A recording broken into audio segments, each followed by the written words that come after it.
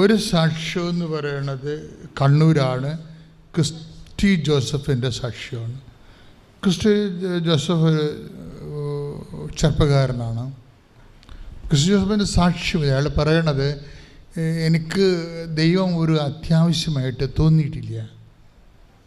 ആ സാക്ഷ്യമാണ് എന്നെ വളരെ സ്പർശിച്ചത്. എനിക്ക് ദൈവം ഒരു അത്യാവശ്യമായിട്ട് തോന്നിയിട്ടില്ല. ഞാൻ അവിശ്വാസിയൊന്നുമല്ല, പക്ഷേ എനിക്ക് ദൈവവുമായിട്ട് പേഴ്സണൽ ബന്ധമൊന്നുമില്ല. അങ്ങനെ ഒരു പേഴ്സണൽ ബന്ധം ഉണ്ടാക്കണമെന്ന് എനിക്ക് തോന്നിയിട്ടുമില്ല. പക്ഷെ ഞാൻ വിശ്വാസ നിഷേധിയൊന്നുമല്ല. പക്ഷേ എന്താ സംഭവിച്ചു കഴിഞ്ഞാൽ, എനിക്ക് ദൈവത്തെ ആശ്രയിക്കേണ്ടതാണ്, എനിക്ക് ദൈവവുമായിട്ടൊരു വ്യക്തിപരമായ ബന്ധം ഉണ്ടാവേണ്ടതാണ്. അങ്ങനെ ഒരു അവയർനെസ് ഇതുവരെ വന്നിട്ടില്ല. അപ്പോൾ ഉടമ്പടി എടുത്തപ്പോൾ വന്നല്ല അദ്ദേഹം പറയണത്. ഉടമ്പടി എടുത്തപ്പോൾ കുറേ കാര്യങ്ങൾ സംഭവിച്ചു. അല്ലെങ്കിൽ വളരെ വളരെ മിടുക്കനായ ഒരു ചെറുപ്പക്കാരനാണിത്. ക്രിസ്റ്റി ജോസഫ് ഒരു മിടുക്കനായ ചെറുപ്പക്കാരനാണ്, നല്ല ആരോഗ്യമുള്ള ചെറുപ്പക്കാരനാണ്, നല്ല വിദ്യാഭ്യാസത്തിൽ കുതിപ്പുള്ള ആളാണ്. അദ്ദേഹത്തിനൊരു ഫ്ലോപ്പില്ലാത്ത ആളാണ്. അദ്ദേഹത്തിന് 90% മാർക്ക് എല്ലാത്തിനും കൂടുതലുള്ള ആളാണ്. അപ്പോൾ അയാൾ IELTS പഠിപ്പിക്കുന്ന ആളാണ്. അപ്പോൾ താനിങ്ങനെ എല്ലാത്തിനും പോകുന്ന ആളാണ്. അയാൾ അത് കണ്ടൻ്റ് ആൻഡ് കോൺഫിഡൻ്റാണ്. അതാണ് പ്രശ്നം. ദൈവത്തെ ഒരു ആവശ്യമില്ലാതെ തോന്നണത് മേ ബി എ ട്രാജഡി. നമ്മുടെ ഒരു ട്രാജഡി എന്ന് പറയണത് ദൈവത്തെ ഒരു ആവശ്യമില്ലാതെ തോന്നണത് തന്നെയാണ്. അതുതന്നെയാണ് ധനവാനെന്ന് പറയണത്. നമ്മൾ പറയുന്ന പണക്കാരനല്ല ധനവാൻ, ബൈബിളിലെ ധനവാൻ. ദൈവത്തെ ആവശ്യമില്ലാത്ത ഒരവസ്ഥ മാനസികമായി തോന്നുന്ന ആൾക്കാർ ധനവാന്മാരാണ്. അതിനാണ് പോർ സ്പിരിറ്റ് മത്തായി ശ്ലീഹ പറയണത്, ആത്മന ദാരിദ്ര്യമുള്ളവർ ഭാഗ്യവാന്മാർ എന്ന് വെച്ചാൽ, എനിക്കൊന്ന് വിരൽ ഞൊടിക്കണമെങ്കിൽ പോലും എൻ്റെ കർത്താവ് എന്നെ കനിയണമെന്ന് ചിന്തിക്കുന്ന കുറേ മനുഷ്യരുണ്ട്. അവരാണ് ദൈവമാണ് ഏറ്റവും വലിയ സമ്പത്ത്. ആ സമ്പത്ത് എനിക്കില്ലെങ്കിൽ ഞാൻ ദരിദ്രനാണ് എന്ന് ചിന്തിക്കുന്ന വ്യക്തികൾ. അതാണ് ആധ്യാത്മികതയുടെ ആദ്യ സ്രോതസ് എന്ന് പറഞ്ഞാൽ അതാണ്. ഒരു വിശ്വാസത്തിൻ്റെ ഏറ്റവും വലിയ അനുഭവങ്ങളൊന്നാണ് rejoice and how's it sweet with the Lord. എന്ത് മധുരമുള്ളതാണ് കർത്താവെന്ന്. കർത്താവ് ബേസിക്കലായിട്ട് ദൈവത്തിൻ്റെ രുചി എന്താണ്? മധുരമാണ്. കവർപ്പല്ല, ചവർപ്പല്ല, കയ്പല്ല. The basic taste of Jesus is sweetness. The basic taste of Jesus is not bitterness. കയ്പല്ല, കവർപ്പല്ല, ചവർപ്പല്ല. ഇറ്റ് ഈസ് സ്വീറ്റ്നെസ്, മധുരമാണ്. ദാറ്റ് മീൻസ് ദൈവ പൈതലേ, നിൻ്റെ ജീവിതം ഇപ്പോഴും ഉറ്റവർ മരിച്ചു പോയ ഒരു അവസ്ഥ ആകാം, അല്ലെ കടങ്ങൾ വന്നിട്ട് ജപ്തി നടപടി വന്ന അവസ്ഥയാകാം. ഇപ്പം നിനക്കത് കയ്പായിട്ട് തോന്നും. പക്ഷെ നിൻ്റെ കയ്പുകൾ മധുരത്തിലേക്കുള്ള ഒരു സാധ്യതയാണ്. ഈ കയ്പിനെ ബേസിക്കായിട്ട് അവസാനം വന്ന് നിൽക്കണ എവിടെയായിരിക്കും? മധുരത്തിലായിരിക്കും. കാര്യം ബേസിക്കായിട്ട് കർത്താവ് മധുരമാണ്. Taste and see how sweet is the Lord എന്ന് വെച്ചാൽ എത്ര മധുരമുള്ളതാണ് കർത്താവ് എന്ന് ചോദിക്കുമ്പോൾ, നമ്മൾ ഏത് കവർപ്പായാലും ചവർപ്പായാലും കയ്പായാലും അതെല്ലാം ക്രമേണ അവസാനിക്കാൻ പോണത് മധുരത്തിലായിരിക്കും. അതായത് സങ്കീർത്തനം 34:8 കർത്താവ് എത്ര നല്ലവനാണെന്ന് രുചിച്ചറിയുവിൻ. ഇതിന് ചില ഇംഗ്ലീഷില്ല, ആണ് ഞാൻ പറഞ്ഞത്. കർത്താവ് how sweet is the Lord, taste and see how sweet is the Lord. അതായത് കർത്താവ് എത്ര മധുരമുള്ളവനാണെന്ന് രുചിച്ചറിയുവിൻ. അതായത് നമ്മളെ കൃപാസനത്തിൽ അൾത്താറയിൽ അങ്ങനെ ഒരു വ്യാഖ്യാനം വന്നാൽ, അതായത് നീ കവർപ്പോ ചവർപ്പോ കയ്പോ ഒക്കെയാണ് ഇപ്പോൾ നീ അനുഭവിക്കുന്നുണ്ടെങ്കിലും ഇതൊക്കെ കൺവേർട്ട് ചെയ്ത് ഒടുവിൽ വരാൻ പോകുന്നത് മധുരത്തിലേക്കാണ്. കാരണം ബേസിക്കായിട്ട് ദൈവം മധുരമാണ്. മനസ്സിലായില്ലേ? അത് ഉറ്റവരുടെ മരണമായാലും നിൻ്റെ ജപ്തി നടപടിയായാലും പരീക്ഷയുടെ തോൽവിയായാലും നിൻ്റെ ജോലി നഷ്ടമായാലും ജപ്തി നടപടിയായാലും കറങ്ങിത്തിരിഞ്ഞ് ഇത് തിരിച്ച് മതത്തിലേക്ക് വരാൻ സാധ്യതയെന്ന് പറയുന്നത് അമ്മയാണ് നിന്റെ ജീവിതം മദ്യപിക്കാൻ വേണ്ടി മധ്യസ്ഥം വഹിക്കുന്നത്. കർത്താവ് തന്ന ഓൺലൈൻ വ്യാഖ്യാനമാണ്. എന്താണ്? ബേസിക്കായിട്ട് ദൈവം മധുരമുള്ളവരാണെന്ന് ഞാനും കേട്ടിട്ടില്ല. ഇപ്പോഴാണ് പരിശുദ്ധാത്മ പറയുമ്പോഴാണ് ഞാൻ കേട്ടിരിക്കുന്നത്. എന്നിട്ട് ആത്മാവ് എന്താ പറഞ്ഞിരിക്കണത്? നീ ഇപ്പോൾ കയ്പിലാണ് ജീവിക്കണമെന്ന് വിചാരിച്ചോ, അല്ലെങ്കിൽ നീ ചവർപ്പിലോ കവർപ്പിലോ ആണ് ജീവിച്ചിരിക്കണത്. പക്ഷേ ഇത് ക്രമേണ വെയിറ്റ് ആൻഡ് സീ, നീ വെയിറ്റ് ചെയ്യാൻ പറഞ്ഞിരിക്കുകയാണ്. ബൈബിൾ എപ്പോഴും പറയുന്നൊരു വാക്കാണ് വെയിറ്റ് ആൻഡ് സീ. വെയിറ്റ് ചെയ്യാൻ പറയും, അതായത് നീ കാത്തിരിക്കാൻ പറയും. കാത്തിരിക്കുക എന്ന് വെച്ച് കഴിഞ്ഞാൽ വിശ്വാസത്തിൽ കാത്തിരിക്കുക, ദൈവസ്നേഹത്തിൽ കാത്തിരിക്കുക, പ്രത്യാശയിൽ കാത്തിരിക്കുക. 27 സങ്കീർത്തനം 14 തിരുവചനം വായിച്ചോളൂ. കർത്താവിൽ പ്രത്യാശ അർപ്പിക്കുവിൻ. ഏറ്റു പറഞ്ഞ കർത്താവിൽ പ്രത്യാശ അർപ്പിക്കുവിൻ. കർത്താവിൽ പ്രത്യാശ അർപ്പിക്കുവിൻ. ദുർബലരാകാതെ ധൈര്യം അവലംബിക്കുവിൻ. ദുർബലരാകാതെ ധൈര്യം അവലംബിക്കുവിൻ. കർത്താവിന് വേണ്ടി കാത്തിരിക്കുവിൻ. കർത്താവിന് വേണ്ടി കാത്തിരിക്കുവിൻ. Praise the Lord. അപ്പം കാത്തിരിക്കുക എന്ന് വെച്ചാൽ വിശ്വാസികളോട് ദൈവം പറയുന്ന ഒരു നടപടിക്രമമാണ്. വെയിറ്റ് ചെയ്യാൻ പറയും. കഴിഞ്ഞ ദിവസങ്ങളിൽ ഡോക്ടർ ബി സിംസൺ എന്ന് പറഞ്ഞൊരു ഡോക്ടർ സാക്ഷ്യം പറഞ്ഞു. കഴിഞ്ഞ ദിവസങ്ങളിൽ ഒരാഴ്ചയുള്ള ബി സിംസൺ കളിക്കവിള പാറശാലപ്പുറത്താണ്, കന്യാകുമാരിയില്ല. അത് ഭയങ്കര രസത്തെ ഡോക്ടർ CSI ആണ്. ഡോക്ടറുടെ അമ്മ പണ്ട് അക്രൈസ്തവയായിരുന്നു, പിന്നീട് CSI ആയതാണ്. പക്ഷേ CSI ആയതാണെങ്കിലും ഡോക്ടറും ആ കമ്മ്യൂണിറ്റിയിലുള്ള ആളാണെങ്കിലും ഡോക്ടറിൻ്റെ സാക്ഷ്യങ്ങൾ പറയണ കേൾക്കാൻ നല്ല രസമാണ്. അല്ലേ അതായത് ഡോക്ടറിൻ്റെ പ്രോബ്ലം എന്ന് വെച്ച് കഴിഞ്ഞാൽ അങ്ങർക്ക് ഓൾ ഇന്ത്യ MD എൻട്രൻസ് എഴുതിയിരിക്കുക. ഓൾ ഇന്ത്യ MDയുടെ MBBS കഴിഞ്ഞു, MDക്കുള്ള മാസ്റ്റർ ഡിഗ്രിക്ക് വേണ്ടിയുള്ള എൻട്രൻസ് കഴിഞ്ഞു. അപ്പോൾ എൻട്രൻസ് കഴിഞ്ഞെങ്കിലും പുള്ളിക്കാരൻ ഭയങ്കര ഇൻ്റലിജൻ്റാണ്, നല്ല സ്കോർ ചെയ്യുന്ന ആളാണ്, നല്ല കോൺഫിഡൻസൊക്കെ ഉള്ള ആളാണ്. അതിൻ്റെ പേരിൽ പേഴ്സണൽ കോൺഫിഡൻസ് ഉള്ള ആളാണ്. ദാറ്റ് മീൻസ് ഉടമ്പടി ഭാഷയെ പറഞ്ഞാൽ മെരിറ്റുള്ള ആളാണെന്നാണ്. ഉടമ്പടി എപ്പോഴും നോക്കുന്നത്, ഉടമ്പടിനെ ഈ നമ്മുടെ കപ്പാസിറ്റിയും നോൺ കപ്പാസിറ്റിയും അളക്കുന്നത് 2 വാക്കിലാണ്, മെരിറ്റ് ആൻഡ് ഗ്രേസിലാണ് പറയണത് എപ്പോഴും. That means he's basically he's a meritorious man. അപ്പോൾ അദ്ദേഹത്തിന് പക്ഷേ ഒരു കോളേജിൽ കിട്ടി, MD അഡ്മിഷൻ കിട്ടിക്കഴിഞ്ഞപ്പോഴത് പ്രൈവറ്റാണ്. പ്രൈവറ്റായപ്പോൾ ബന്ധുക്കളും സ്വന്തപ്പെട്ടവരൊക്കെ പറഞ്ഞു, ബന്ധുക്കളൊക്കെ പറഞ്ഞ് പ്രൈവറ്റെങ്കിൽ പ്രൈവറ്റ്, കിട്ടിയതിന് പോകുന്നതല്ലേ ബുദ്ധി എന്ന് ചോദിക്കും. അപ്പോഴേ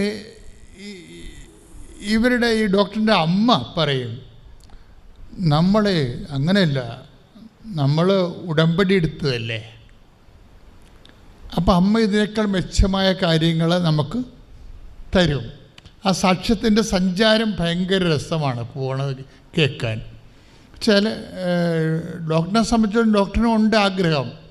കാര്യം പ്രൈവറ്റ് എന്ന് പറയുമ്പോൾ മിക്കവാറും 1 കോടി 1.25 കോടി രൂപ വരും, ചിലവൊക്കെ വരും. അപ്പം നല്ല ബാങ്ക് പലിശയൊക്കെ വരും ശരിക്കും.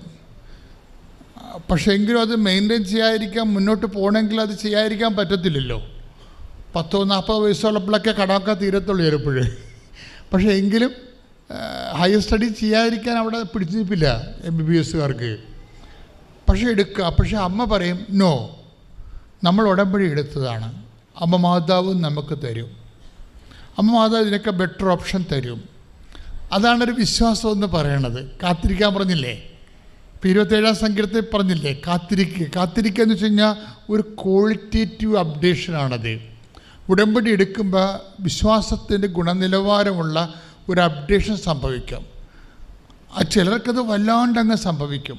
ചിലർ ഇങ്ങനെ ഒരു മരക്കഴുത പോലെ എടുക്കണോ എടുക്കാത്തതൊക്കെ കണക്കാണെന്ന് പറഞ്ഞ് നടക്കും. പക്ഷെ ചിലർക്ക് ക്ലെയിമുണ്ട്. അവർക്ക് ക്ലെയിം വെച്ച് കളിക്കാനറിയാം. അവരമ്മ പറഞ്ഞു നോ നോ നോ, നമ്മളെ പ്രൈവറ്റിൽ പോകേണ്ട കാര്യമല്ല, നമുക്ക് ക്ലെയിമുണ്ട്. നമ്മുടെ ക്ലെയിം എന്താ? ഉടമ്പടി എടുത്തിരിക്കണമെന്ന്. She's not a Catholic, she's CSI, return from the Hindu community. പക്ഷേ അവരുടെ ഇൻവെസ്റ്റ്മെൻറ്റ് എന്താ? അവരുടെ നിക്ഷേപം എന്താ? നമ്മുടെ ക്ലെയിം എന്ന് പറയുന്നത് നമ്മൾ ഉടമ്പടി എടുത്തിരിക്കണമാണ്.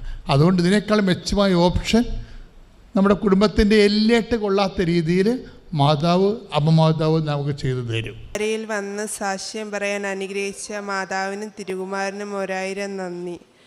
എൻ്റെ പേര് അഖില. ഞാൻ ഹരിപ്പാടുന്ന് വരുന്നു. 25/5/2024 മെയ് ആണ് ഞാൻ കൃപാസനത്തിൽ വന്ന് ഉടമ്പടി എടുക്കുന്നത്. എൻ്റെ കയ്യിലും കാലിലും അരിമ്പാറകൾ പോലെ വന്ന് ഒത്തിരി ഉണ്ടായിരുന്നു. കണ്ടിന്യൂ ആയിട്ട് 6 മാസത്തോളം ഞാൻ വണ്ടാനം ആശുപത്രിയിൽ ഞാനും എൻ്റെ അമ്മയും പോയി സർജറി ചെയ്തുകൊണ്ടിരുന്നപ്പോൾ ഡോക്ടർമാർ പറഞ്ഞു പ്രതിരോധശേഷി കുറവായതുകൊണ്ട് കൈയും കാലും എല്ലാം വന്നുകൊണ്ടിരിക്കും, ഇത് കണ്ടിന്യൂ ആയിട്ട് സർജറി ചെയ്യാൻ പറഞ്ഞു. ഡോക്ടർമാർ പറഞ്ഞു ഇതിപ്പോൾ ഇത്രയും സർജറി ചെയ്യുക, അടുത്ത മാസം വരുമ്പോൾ 2 വിരലുകളെ നഖം ഇളക്കി സർജറി ചെയ്യണമെന്ന് പറഞ്ഞു. ഞാൻ ഒത്തിരി സങ്കടപ്പെട്ടു, വിഷമിച്ചിരുന്നു. അന്ന് എനിക്കൊരു ദുഃഖവാർത്തയായിരുന്നു എൻ്റെ അപ്പൂപ്പൻ മരിക്കുന്നത്.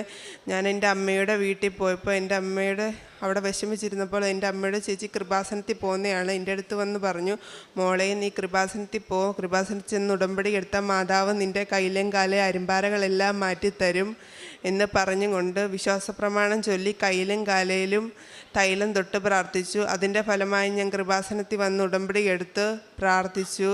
ഇവിടുന്ന് കിട്ടിയ തൈലം 3 ദിവസം തൊട്ട് പ്രാർത്ഥിച്ചു.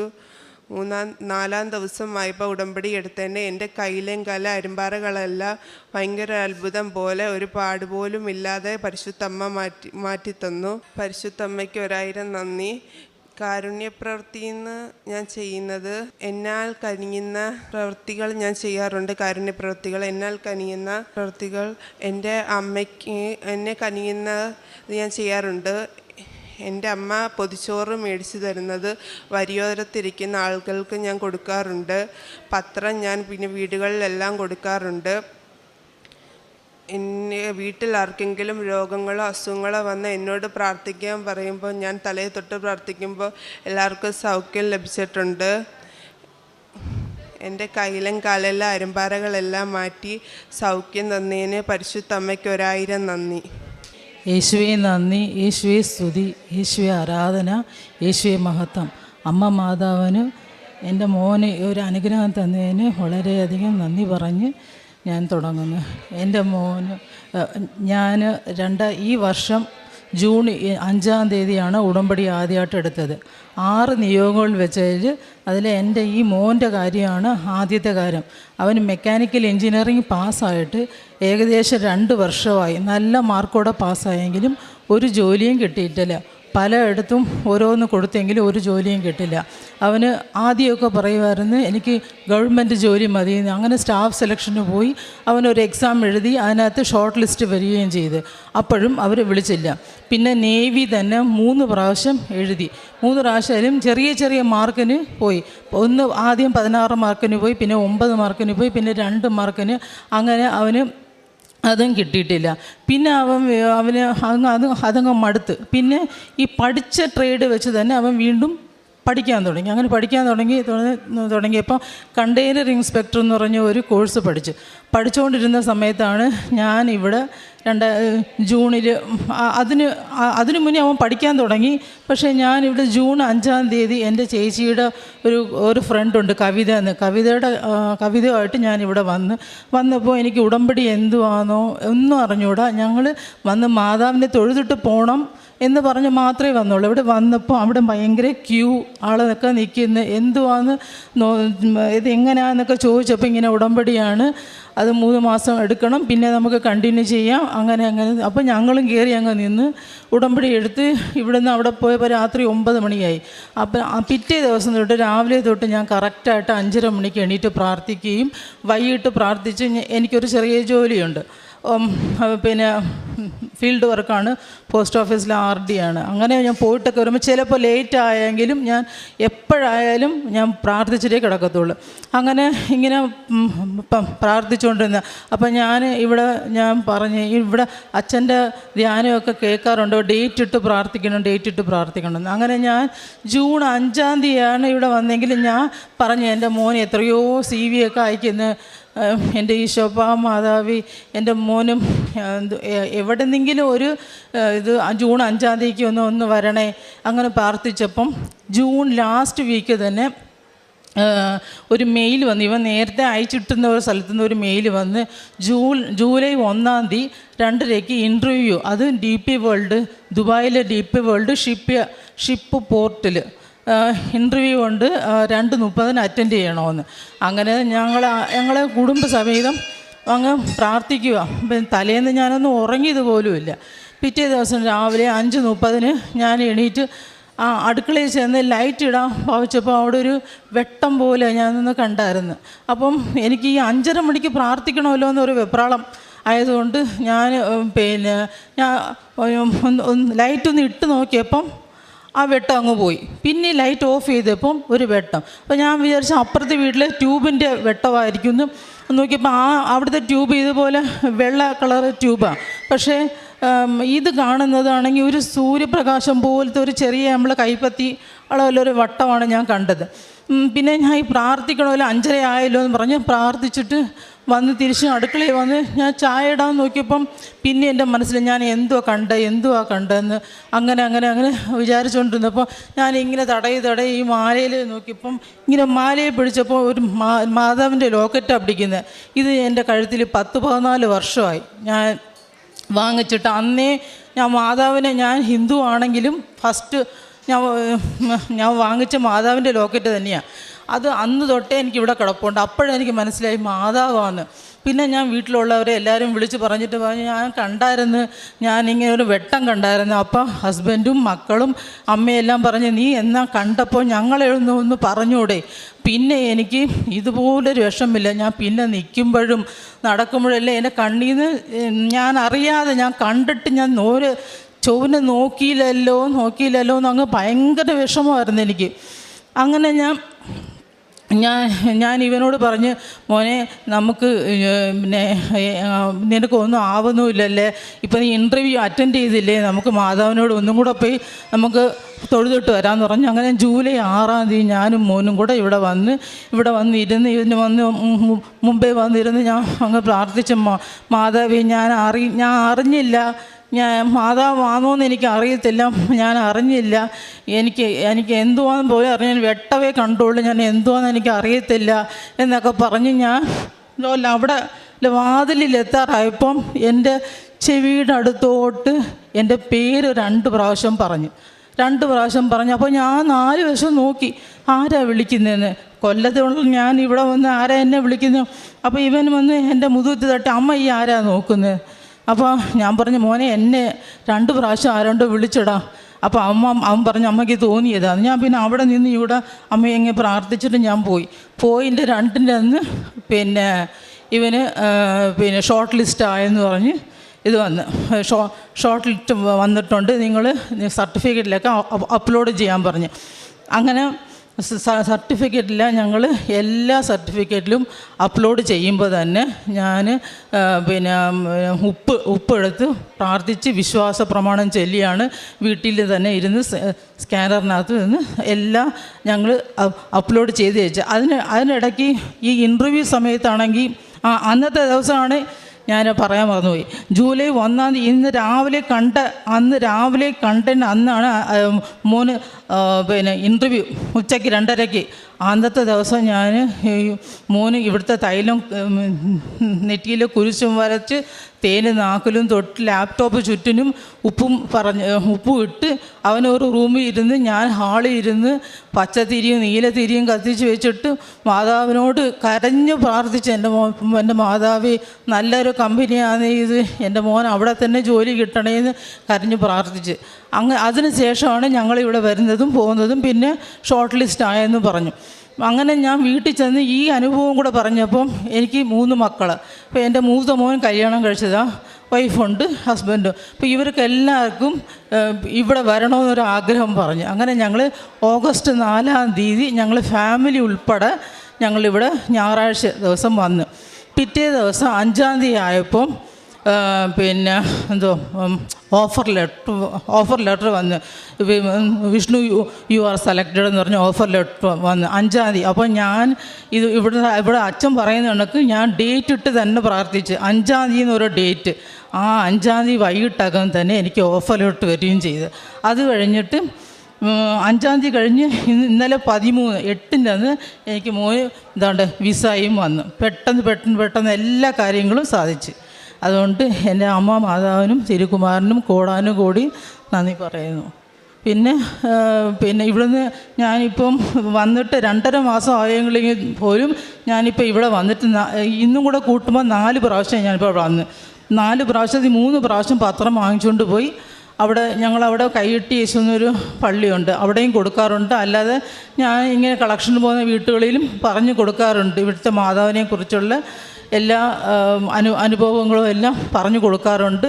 പിന്നെ ഇവിടെ വന്നിട്ട് പോയതിന് ശേഷം എല്ലാ ആഴ്ചയിലും ആദ്യമൊക്കെ 1 പൊതി 2 പൊതിയേ കൊടുക്കത്തുള്ളായിരുന്നു. ഇപ്പം 3 പൊതി വീതം എന്നെ കൊണ്ട് ബാഗിൽ കൊണ്ടുപോകുന്ന അത്ര 3 പൊതി വീതം എല്ലാ പള്ളിയുടെ അടുത്തുള്ള പാവപ്പെട്ടവർക്ക് വയസ്സായവരെ പ്രത്യേകിച്ച് നോക്കിയിട്ട് അത് പൊതി ഞാൻ കൊടുക്കുന്നുള്ളൂ. പിന്നെ എന്നെയും എൻ്റെ മോനെ അനുഗ്രഹിച്ചതിന് മാതാവിന് കോടാനുകോടി നന്ദി പറയുന്നു. ഈശോയ്ക്ക്.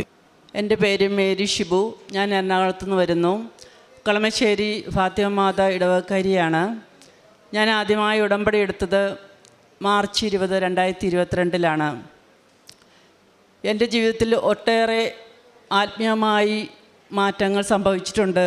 കാരണം ഞാൻ ഉടമ്പടി എടുത്തത് എൻ്റെ ജീവിതത്തിൽ എനിക്ക് നിത്യജീവൻ അവകാശമാക്കി ജീവിക്കണം എന്നുള്ള ഒരു ഉടമ്പടിയായിരുന്നു മാതാവിനോട് ഞാൻ പറഞ്ഞത്.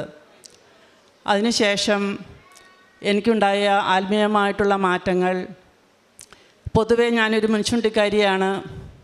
എൻ്റെ ഹസ്ബൻഡ് എന്തെങ്കിലും പറഞ്ഞാൽ ഞാൻ പെട്ടെന്ന് തന്നെ ചിന്തിക്കാതെ ദേഷ്യപ്പെടുമായിരുന്നു.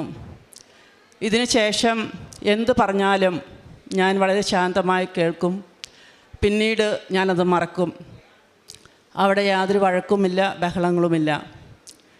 പക്ഷേ അത് എന്തുകൊണ്ടാണെന്ന് വെച്ചാൽ, ഇത് ദേഷ്യപ്പെടുമ്പോൾ ഞാൻ എൻ്റെ മനസ്സിൽ ഞാൻ ചൊല്ലും, പരിശുദ്ധ അമ്മേ, നിങ്ങളെ തന്നെ വിശുദ്ധീകരിക്കുവിൻ, നാളെ നിങ്ങളുടെ ഇടയിൽ ദൈവം അത്ഭുതം പ്രവർത്തിപ്പിക്കും. ജോഷുവ 3:5. അതുകൂടാതെ പലപ്പോഴും മറ്റുള്ളവർ വചനങ്ങൾ ചേർത്ത് പ്രാർത്ഥിക്കുമ്പോഴും സന്ദേശം കൈമാറുമ്പോഴും ഞാൻ പലപ്പോഴും വിചാരിച്ചിട്ടുണ്ട്, എനിക്ക് ഇങ്ങനൊരു വചനം പറയാൻ എന്നെ അനുവദിച്ചെങ്കിൽ ഇതെങ്ങനെ ഓർത്തിരിക്കും എന്നെല്ലാം. പരിശുദ്ധ അമ്മ എനിക്ക് ഈ ഉടമ്പടിയിലൂടെ ബൈബിൾ ഞാൻ 2022 മുതൽ വായിക്കുമായിരുന്നു. പക്ഷേ അതെല്ലാം ഒരു കടമ്പ കഴിക്കണ മാതിരിയായിരുന്നു ചെയ്യാറ്. പക്ഷേ ഇപ്പോൾ അത് വളരെ ഹൃദ്യസ്ഥമായി, എനിക്ക് വായിക്കാൻ നേരമില്ലല്ലോ, അതുകൊണ്ട് പെട്ടെന്ന് വായിച്ച് തീർക്കണം എന്നുള്ള രീതിയിലായിരുന്നു വായിച്ചത്. ഇതിന് ശേഷം ഞാൻ വെളുപ്പിന് 4 മണിക്ക് എഴുന്നേൽക്കും. കാരണം എനിക്ക് വചനം വായിക്കാൻ സമയമില്ല.